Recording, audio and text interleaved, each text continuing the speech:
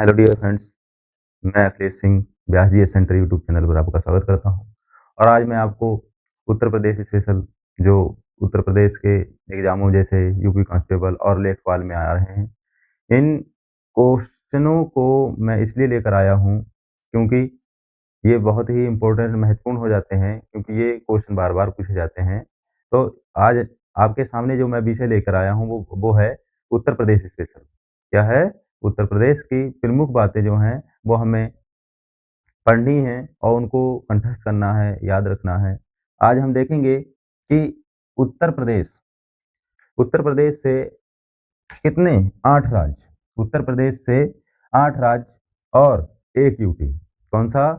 उत्तर प्रदेश से 8 राज्य और 1 यूटी सीमा साझा करते हैं, ठीक है? उत्तर 1 यूटी कौन-सा होगा? आपको पता है, इससे हमारा एनसीआर लगता है। कौन-सा? दिल्ली, ठीक है? उत्तर प्रदेश से 8 राज्य और 1 यूटी यानी कि टोटल राज्य हो गए 9। 9 राज्य सीमा साझा करते हैं और यहाँ देखेंगे कि उत्तर में सहारनपुर उत्तर में सहारनपुर और पूरब में बलिया, ये नॉर्थ, ये ईस्ट, ये वेस्ट, ये साउथ, ठीक है? देखेंगे कि पूरब में बलिया, पश्चिम में शामली और दक्षिण में सोनभद्र, ठीक है? आपको पता होगा कि सोनभद्र क्यों फेमस है? क्योंकि जनजाति के लिए, ठीक है? तो और जनजाति के लिए और बहुत सी चीज़ें हैं और यहाँ पर क्या है कि सोनभद्र से सर्वाधिक राज्य इससे साझा करते हैं इसलिए भी है, ठीक है? और सबसे दक्षिणी जिला है उत्तर प्रदेश का, सबसे दक्षिणी जिला कौन-सा है? कौन-सा है? सोनभद्र। और सबसे पूर्वी जिला बलिया, पश्चिमी जिला शामली और उत्तरी जिला सहारनपुर, उत्तर प्रदेश का, ठीक है? अब यहाँ देखेंगे सबसे न्यूनतम साझा, सर्वाधिक सीमा साझा कौन-सा जिला करता है? सॉरी कौन-सा राज्य करता है? मध्य प्रदेश। और सबसे कम सीमा साझा कौन-सा जिला करता है राज्य करता है? कौन? हिमाचल प्रदेश। कौन-सा? हिमाचल प्रदेश, ठीक है? और देखेंगे नेपाल से यूपी के 7 जिले लगते हैं। कौन से? नेपाल से उत्तर प्रदेश के 7 जिले लगते हैं और ये जिले बहुत ही इम्पोर्टेंट हो जाते हैं और ये पूछे जाते हैं। आप लोगों को याद रखना है वेस्ट टू ईस्ट या ईस्ट टू वेस्ट, जैसे भी आप याद रखवाएँ। यहाँ रखेंगे मेरे तरीके से वेस्ट टू ईस्ट याद रखेंगे, यानी पश्चिम से पूरब की ओर। कौन-सा? जहाँ मैं रहता हूँ, कौन-सा? पीलीभीत, ठीक है?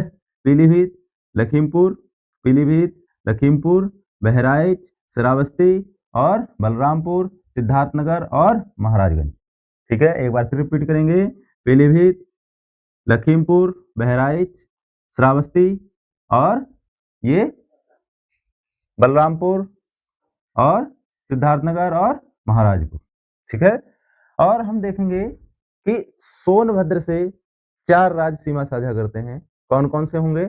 सोनभद्र से कौन-कौन से? छत्तीसगढ़, मध्य प्रदेश, झारखंड और बिहार, ठीक है? कौन-कौन से? सोनभद्र से कौन-कौन से जिला साझा करते हैं? सॉरी राज्य साझा करते हैं? सोनभद्र जिले से कौन-कौन से राज्य सीमा साझा करते हैं? छत्तीसगढ़, मध्य प्रदेश, झारखंड और बिहार, ठीक है? अब बात कर लेते हैं प्रदेश में कितने मंडल हैं? 18। प्रदेश में कितने मंडल हैं? 18 मंडल हैं, ठीक है? और प्रदेश में 17 नगर निगम हैं। नया नगर निगम कौन-सा है? शाहजहांपुर। कौन-सा? शाहजहांपुर। और उत्तर प्रदेश की राजधानी कौन-सी कब थी?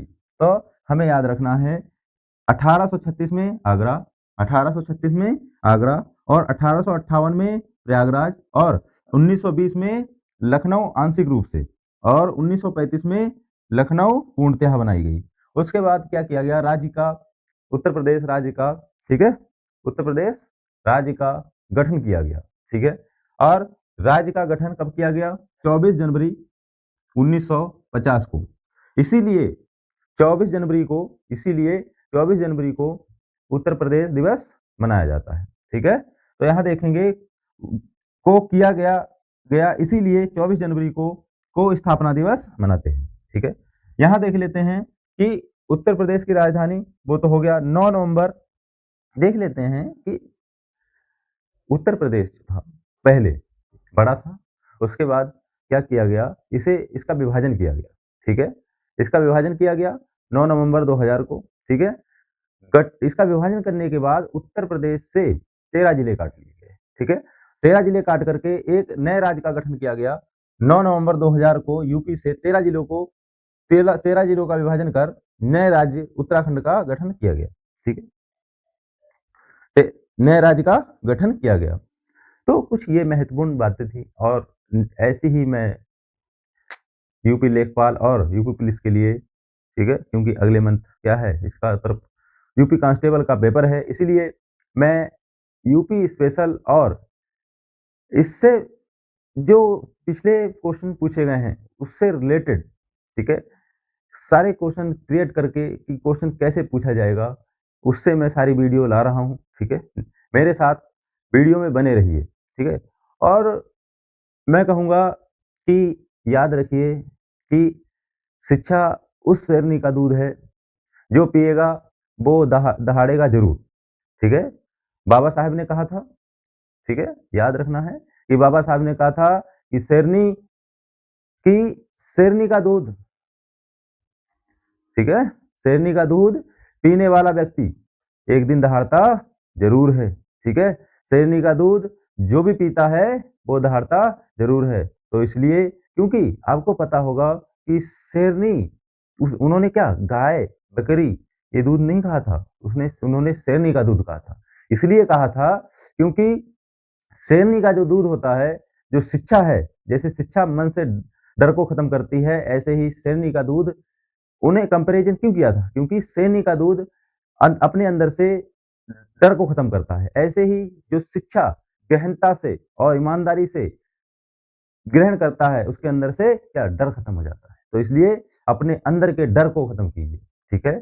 डर को खत्म कीजिए और अपनी पढ़ाई में निरंतरता बनाए रखिए, जिससे कि हमें जब एग्ज़ाम में बैठें, तो कोई भी हमारे अंदर ये भय ना हो कि ये मैं नहीं पढ़ के आया, ठीक है? आप पिछला जो होम गार्ड का पेपर देख चुके हैं कि पेपर किसी भी प्रकार का आयोग बना सकता है, ठीक है? आप कुछ नहीं कह सकते, पैट का पेपर देख सकते हैं पिछला, पैट के पेपर में भी, ठीक है? सब गड़बड़ था और इधर होमगार्ड का पेपर आप देख सकते हैं, क्या लेवल ये उठा सकता है, ठीक है? याद रखिए